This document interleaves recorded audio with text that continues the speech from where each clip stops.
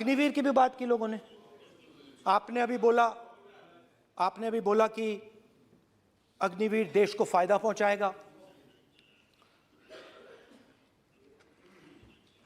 मगर हिंदुस्तान का युवा जो 4 बजे दौड़ता है, आर्मी में भर्ती होने के लिए दौड़ता है, वो आपकी बात से सहमत नहीं है। उनने हमसे कहा कि पहले हमें 15 साल की सर्विस मिलती थी, पेंशन मिलती थी, अब 4 साल के बाद हमें निकाल दिया जाएगा, कुछ नहीं मिलेगा, पेंशन नहीं मिलेगी। सीनियर ऑफिसर्स ने कहा कि हमें तो लगता है कि ये जो अग्निवीर योजना है ये आर्मी के अंदर से नहीं आई, ये कहीं और से आई है, ये आरएसएस से आई है, होम मिनिस्ट्री से आई है। ये सीनियर आर्मी के लोगों ने कहा है, मैं नहीं कह रहा हूं, कि हमें लगता है कि ये आर्मी के ऊपर ये योजना थोपी गई है और ये आर्मी को कमजोर करेगी। आर्मी के जनरल्स ने हमें कहा, जो रिटायर्ड हैं, उन्होंने हमें कहा, राहुल जी, हजारों लोगों को हम हथियार की ट्रेनिंग दे रहे हैं और फिर थोड़ी देर बाद उनको समाज में डाल रहे हैं। बेरोजगारी है, समाज में हिंसा बढ़ेगी।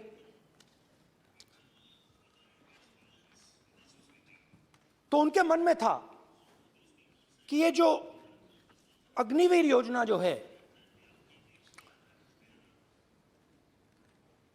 ये आर्मी के अंदर से नहीं आई है, और मुझे नाम भी बताया कि अजीत डोभाल जी ने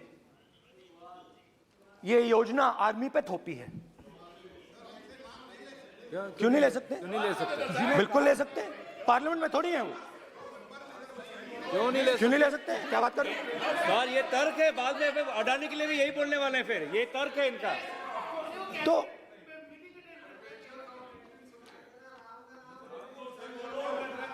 इंटरेस्टिंग बात यह है कि मैंने फिर प्रेसिडेंट्स एड्रेस पढ़ा।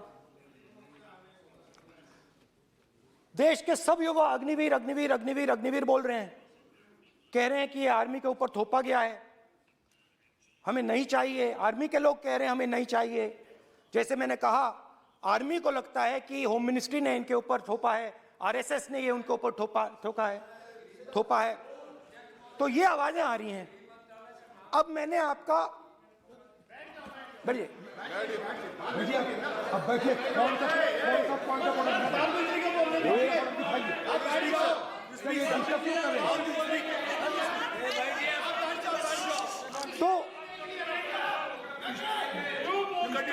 तो एक फर्क, ये थोड़ा पानी ले आओ मैंने पानी।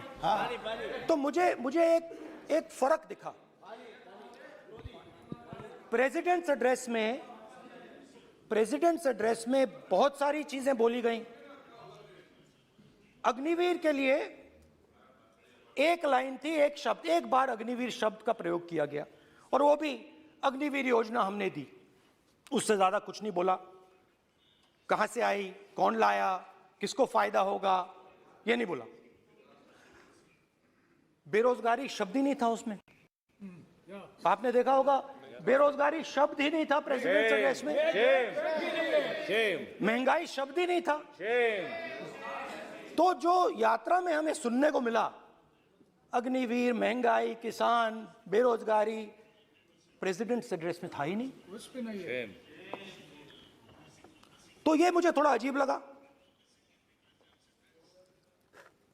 कि जनता कुछ कह रही है और प्रेसिडेंट्स एड्रेस में कुछ और सुनाई दे रहा है। अच्छा, एक और चीज हमें बताई गई। तमिलनाडु से लेकर केरला, महाराष्ट्र, मध्य प्रदेश, सब जगह एक नाम सब जगह हमें सुनने को मिला, अदानी। ये नाम पूरे हिंदुस्तान में, केरल में, तमिलनाडु में, महाराष्ट्र, कर्नाटका, हिमाचल, कश्मीर, सब जगह अदानी अदानी अदानी अदानी अदानी।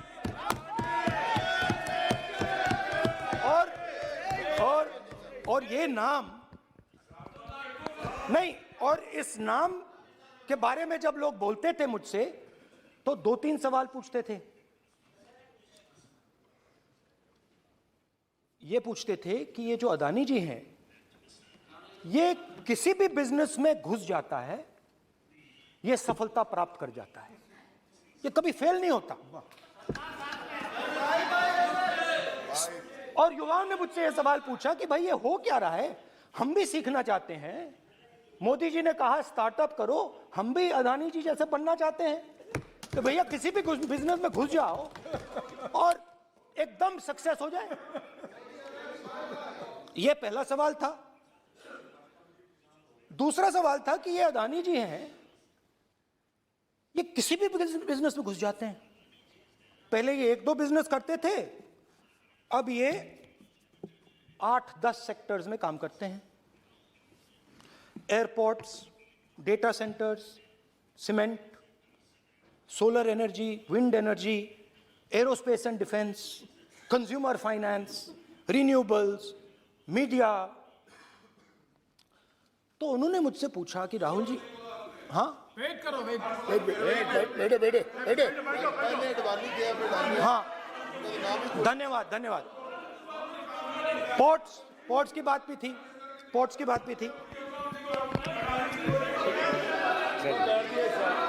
ये भी सवाल पूछा, कि भैया एक बात बताइए, राहुल जी बताइए हमें कि अदानी जी का जो नेटवर्थ है वो 3 साल के अंदर, नहीं सॉरी 2014 से लेकर 2022 तक ये $8 बिलियन से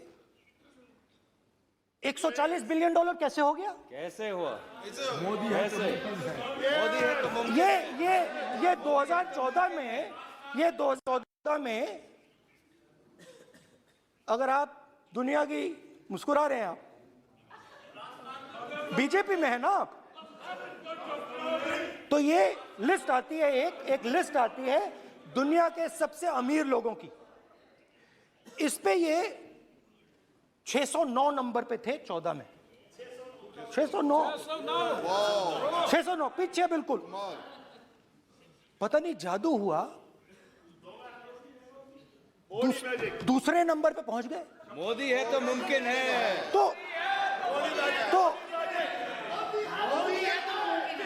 तो मुझसे पूछा यार, बहुत सारे लोगों ने पूछा कि भैया राहुल जी बताइए,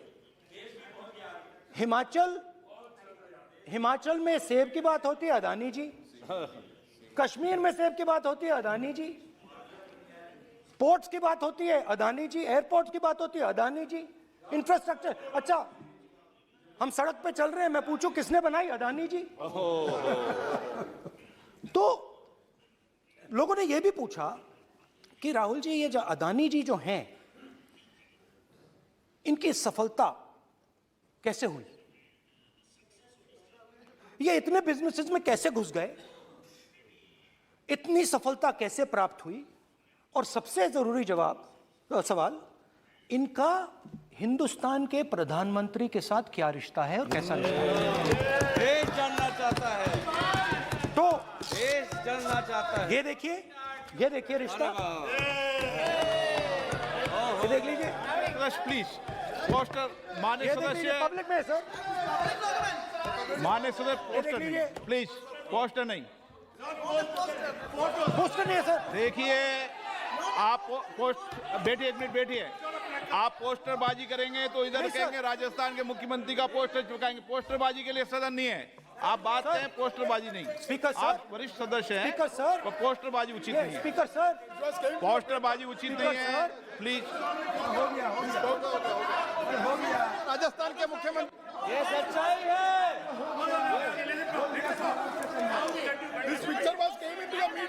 चलिए पोस्टर नहीं, बोल दिया, और क्या चाहिए? प्लीज। वो लिख दे दो मुझे। भैया मैं हाँ आ गया। Just right it neatly. तो नहीं स्पीकर सर, वो फोटो है सर, वो पोस्टर नहीं है। आप वरिष्ठ सदस्य हैं। प्राइम मिनिस्टर की पोस्टर और फोटो है फोटो सर, उसमें नियम में बहुत नहीं है। उनका अच्छा चेहरा सदन ने दिख नियम रहा बनाया है। है। उनके वहां पे उनके पीछे अदानी का लोगो है, अदानी जी के हवाई जहाज में घुस रहे हैं। तो मैंने सोचा कि आज के प्रेसिडेंट्स एड्रेस में मैं थोड़ा जो नरेंद्र मोदी जी का और अदानी जी का रिश्ता है उसके बारे में आपको थोड़ा बता देता हूं। प्लीज प्लीज बताइए बताइए। तो वो आप बता देना।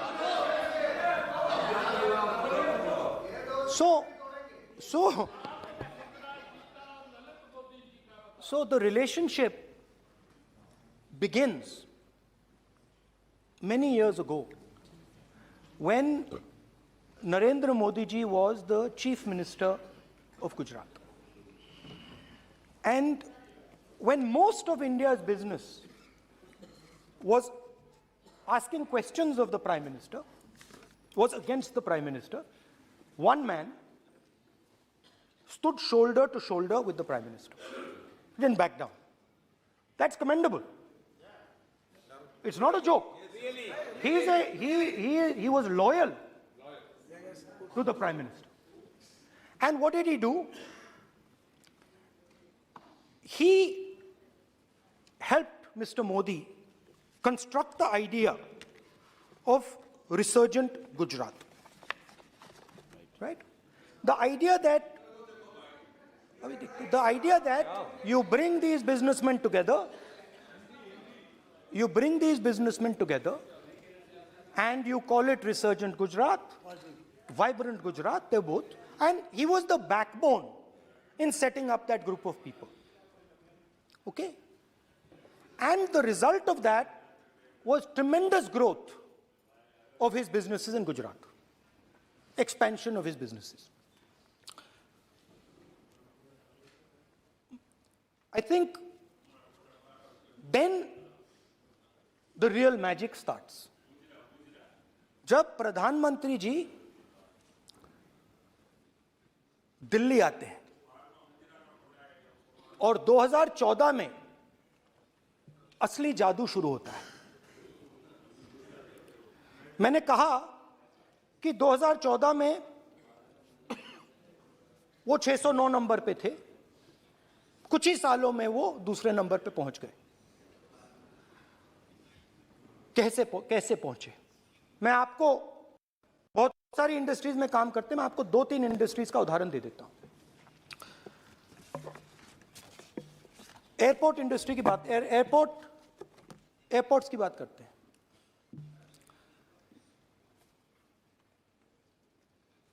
कुछ साल पहले सरकार ने हिंदुस्तान के एयरपोर्ट्स को डेवलप करने के लिए दिया।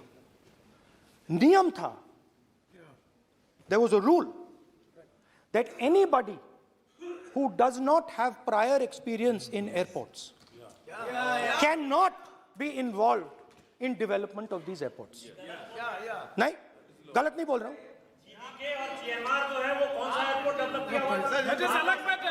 आप बैठ जाइए।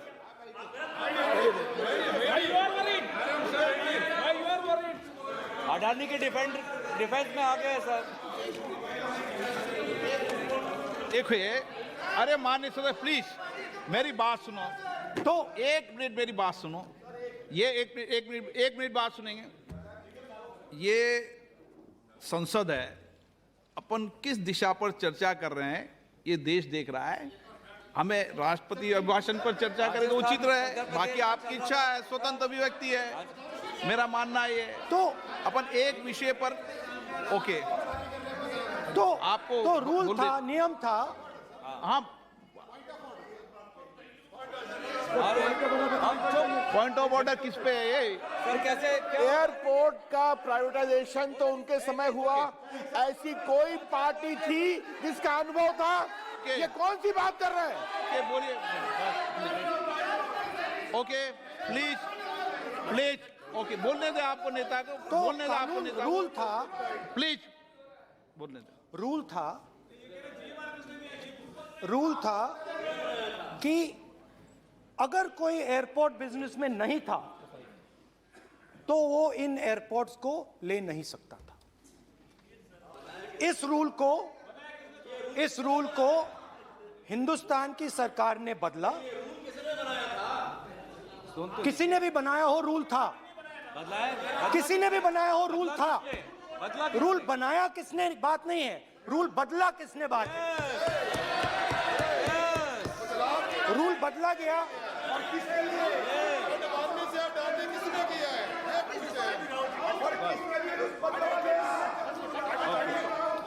रूल बदला गया।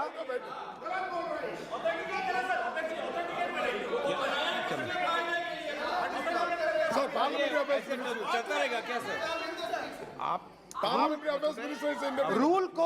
रूल को बदला गया। सर बोलने दीजिए। करना चाहिए सर, ऑथेंटिकेट करना चाहिए। चलिए चलिए आप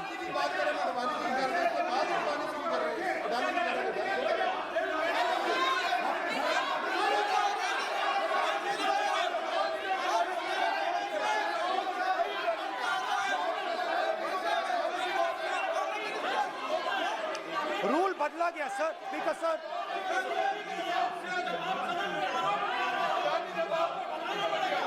बैठे बैठे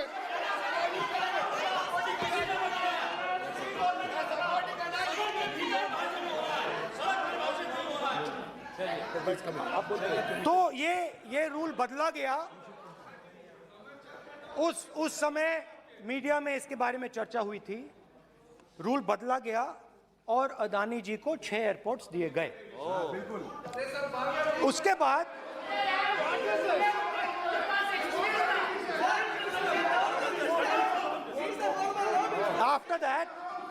after that India's most strategic profitable airport, Mumbai airport, was taken away by GVK, hijacked by using the agencies. The agencies को CBI, ED का प्रयोग कर GVK पर दबाव डालकर हिंदुस्तान की सरकार ने उस एयरपोर्ट को अदानी जी के हाथों में कर दिया। रिजल्ट क्या आया? रिजल्ट आया कि एयरपोर्ट्स में आज अदानी जी 24% हिंदुस्तान की एयर ट्रैफिक को अपने एयरपोर्ट से निकालते हैं और 31% एयर फ्रेट उनके एयरपोर्ट्स में से निकलता है। अब यह काम हिंदुस्तान की सरकार और हिंदुस्तान के प्रधानमंत्री जी ने फैसिलिटेट किया। तो बताइए, बोलिए विधि मंत्री। और ये जो सर ये हाउस में सर ये बोल रहे हैं, तुमको ज्ञान बांट रहे हो, बैठ जाओ। सर ये यहाँ बहुत गंभीर मिनिस्टर हैं ये देश ये राष्ट्रपति का उद्बोधन को लेकर एक गंभीर चर्चा हो रही है। जो भी मेंबर कुछ भी बात करे विद फुल रिस्पॉन्सिबिलिटी ऑथेंटिकेट करें। और ये वाइल्ड एलिगेशन अपना एक सोच के आया है, बिना तर्क के ऐसे वाइल्ड एलिगेशन लगा रहे, ये कोई मतलब नहीं है सर, ये ऐसा नहीं बोल सकते। और वो सर तर्क रखना पड़ेगा।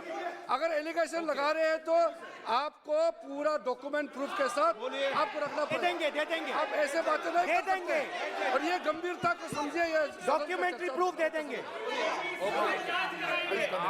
अब आपने जो पिछले स्पीकर थे उन्होंने फॉरेन पॉलिसी की बात की, हम भी फॉरेन पॉलिसी की बात करते हैं। चलिए डिफेंस से शुरू करते हैं। बहुत ऑप्शंस है, आप बताइए कहां से शुरू करें। बिजली, डिफेंस, कोयला, बहुत ऑप्शंस है। Defence, let us start with defence. अब डिफेंस में अदानी जी का कोई एक्सपीरियंस नहीं था, जीरो एक्सपीरियंस। कल मैंने प्रधानमंत्री को HAL में देखा। प्रधानमंत्री जी ने कहा कि गलत आरोप लगाया, मगर रियलिटी तो यह है कि HAL का जो कॉन्ट्रैक्ट था 126 हवाई जहाजों का, वो अनिल अंबानी को चला गया और अनिल अंबानी बैंकरप्ट हो गया। वहां भी फैसिलिटेशन था। अब देखिए, और ये जो फ्यूचर एंटरप्रेन्योर्स हैं, जो बिजनेस स्कूल हैं, हार्वर्ड यूनिवर्सिटी ऐसे स्कूल हैं, इनको इसका केस स्टडी, इसकी केस स्टडी बनानी चाहिए, शायद बने। How to use government power to build individual businesses, case study.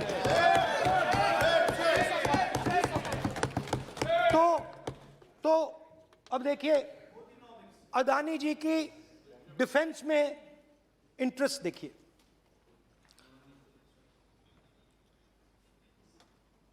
Elbit company के साथ हिंदुस्तान में अदानी जी ड्रोन्स बनाते हैं। ड्रोन्स को हिंदुस्तान की एयरफोर्स, आर्मी, नेवी के लिए रीफिट करते हैं। अदानी जी ने यह काम कभी नहीं किया है पहले। HAL ये काम करती है। हिंदुस्तान में और भी कंपनीज हैं जो ये काम करती हैं, मगर प्रधानमंत्री जी इजराइल जाते हैं और उसके एकदम बाद अदानी जी को ये कॉन्ट्रैक्ट मिल जाता है, मगर एक नहीं मिलता।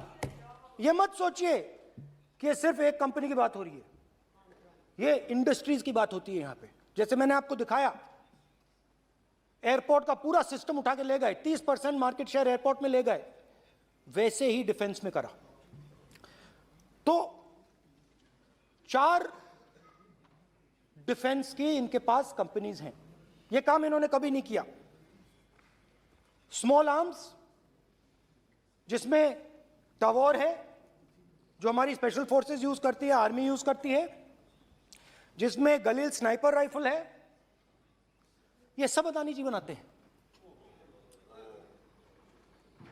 सीधा स्ट्रेट इजराइल में प्राइम मिनिस्टर जाते हैं, प्राइम मिनिस्टर के साथ वहां पे मतलब बीच में पैदल चलते हैं और फिर जादू से पीछे से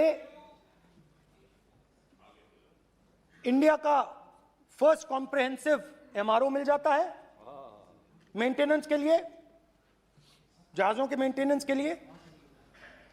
स्मॉल आर्म्स का बिजनेस मिल जाता है, इजरायली जो ड्रोन्स हैं उसका बिजनेस मिल जाता है। मतलब जो हिंदुस्तान और इजराइल का डिफेंस का रिश्ता है वो पूरा का पूरा अदानी जी के हाथ में चला जाता है, खत्म कहानी। हाँ, उसमें पेगासस भी है, तो पता नहीं वहां से क्या मतलब पेगासस कैसे आया, क्या हुआ, किसने दिया। अच्छा, एक और बड़ी इंटरेस्टिंग चीज है, एक कंपनी है अल्फा डिफेंस, जो डिफेंस इलेक्ट्रॉनिक्स का काम करती है, एवियोनिक्स का काम करती है, और बहुत स्ट्रेटेजिक कंपनी है। वो भी अदानी जी के हवाले कर दी गई, अदानी जी ने एक्वायर कर लिया।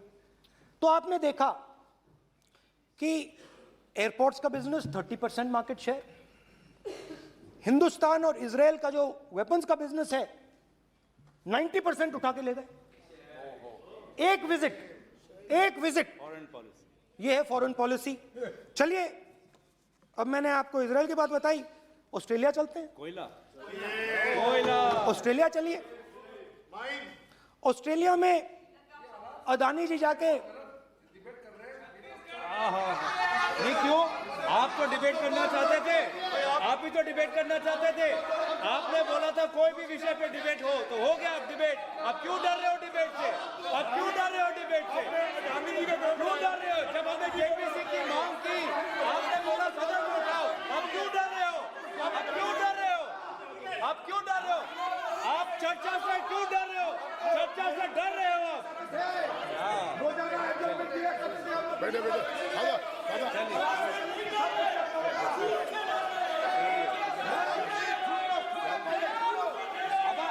अब सुनना पड़ेगा, अब सुनना पड़ेगा, अब करना पड़ेगा। ऑस्ट्रेलिया जाते हैं, प्रधानमंत्री ऑस्ट्रेलिया जाते हैं।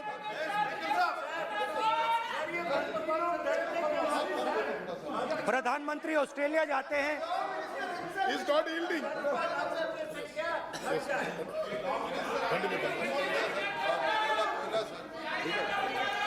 ऑस्ट्रेलिया जाते हैं। क्या नंबर बताएं? 69। Not allowed.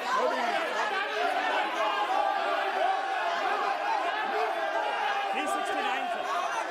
ये कहता है सर, एक paper or document to be laid on the table shall be duly authenticated by the member presenting. देखिए पूरा सरकार इन्होंने सर, मैं इनको चैलेंज करता हूं कि जीएमआर और जीबीके उसको कब एयरपोर्ट का जो है संचालन का अधिकार था और कौन सा रूल है वो कोट करे सर। किस रोल के आधार पर ये इनको मैं चैलेंज करता हूं, पूरी कांग्रेस पार्टी को चैलेंज करता हूं कि जीएमआर और जीबीके को कौन सा एयरपोर्ट चलाने का लाइसेंस जब दिया तो उनको उसका नॉलेज था। मैं चैलेंज करता हूं पूरी कांग्रेस पार्टी को। जब इन्होंने बिरला को बनाने का दिया, डालमिया को बनाने का दिया, टाटा को बनाने का दिया लाइसेंस, उस वक्त उनको कौन सा मोटर चलाने का अधिकार था सर। ये गलत बयानी कर रहे हैं। मेरा ये कहना है कि आप एलिगेशन प्रधानमंत्री के ऊपर लगा रहे हैं, आप पेपर दीजिए और कौन सा रूल भारत सरकार ने चेंज किया एयरपोर्ट में अडानी के लिए वो ऑथेंटिकेट कीजिए, नहीं तो इस तरह की बात नहीं कर सकते हैं।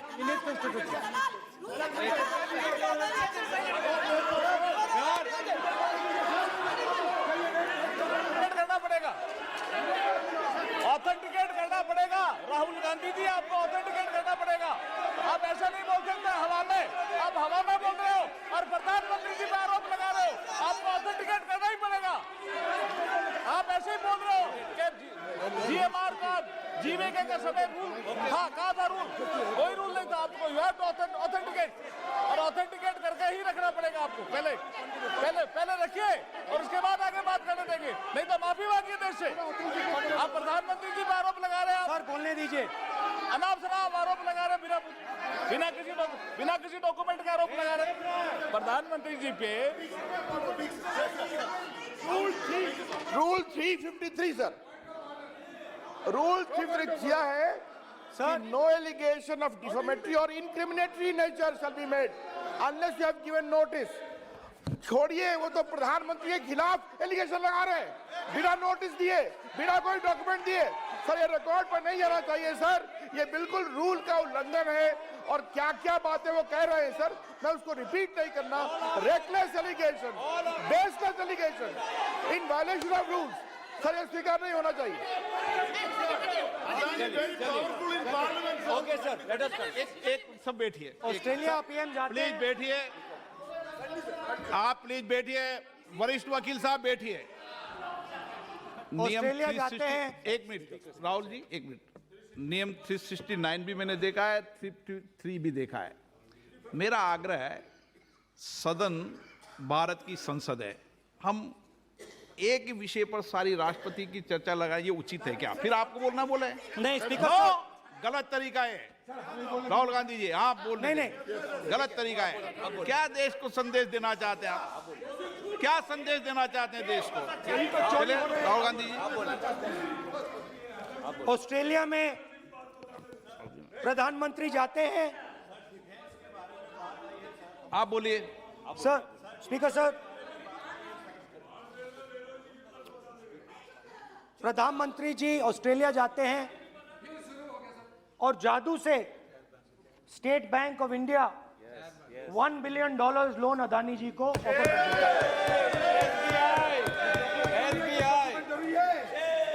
सर इसका भी डॉक्यूमेंट जरूरी है क्या, बताओ? मोदी जी, आपका सरकार की बात है। कदीर प्लीज। उसके बाद मैं उदाहरण दे रहा हूं, पूरी दुनिया में मोदी जी जाते हैं, घूमते हैं, तो मैं बता देता हूं क्या होता है वहां पे। बांग्लादेश में गए, हाँ काम पे ही जा रहे हैं, वही तो बोल रहा हूं, काम पे जा रहे हैं। बांग्लादेश जाते हैं, मोदी जी की पहली ट्रिप होती है बांग्लादेश में, वहां पे बांग्लादेश को इलेक्ट्रिसिटी बेचने का डिसीजन लिया जाता है। कुछ ही दिन बाद Bangladesh power development board news 18 India की web series FIR number 208 streaming now.